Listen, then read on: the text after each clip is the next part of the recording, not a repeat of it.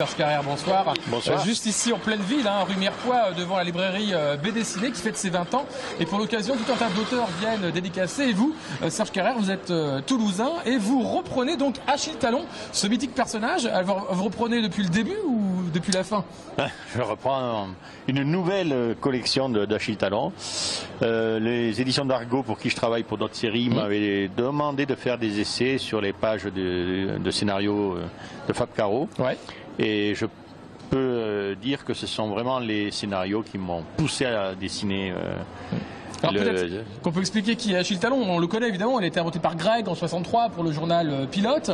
Vous le reprenez, alors vous le reprenez façon Carrère, mais c'est qui ce personnage? C'est quelqu'un qui parle beaucoup, qui n'est pas de ce siècle? Alors il a toujours été intemporel et en même temps hors de son temps. Il est le bourgeois fat, prétentieux, mais aussi attachant parce qu'il dit des fois les quatre vérités. Ouais.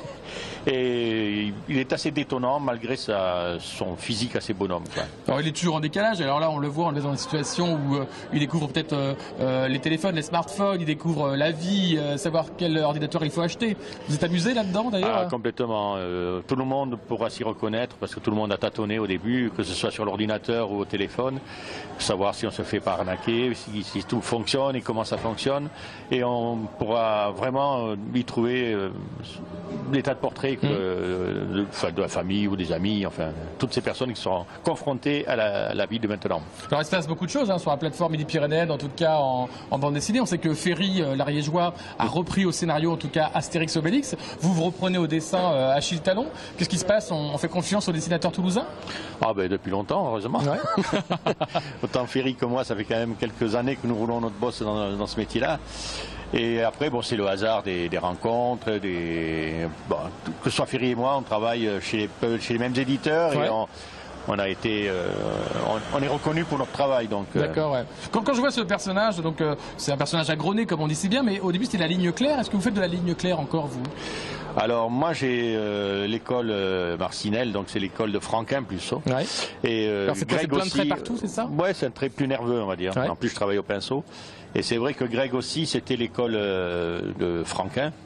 Donc il y a une parenté, même si lui était plus propre, on va dire, plus fini dans son trait, alors que moi c'est un truc plus nerveux, plus qui bouge, quoi. Moi, ce que j'aime bien, c'est essayer de donner la troisième dimension qui n'existe pas dans le dessin à travers le mouvement et les expressions des personnages, que les personnages aient la bonne expression par rapport à ce qu'ils disent. Donc vous avez le droit de mettre votre propre patte, votre grain de sable personnel? C'est ce qui a fait le choix aussi des éditions d'Argo par rapport à mon travail, parce que je sais qu'il y a eu d'autres dessinateurs qui avaient été conviés à faire des essais, et on m'a dit que c'était justement ce côté-là, nerveux, actuel, qui leur avait plu, quoi.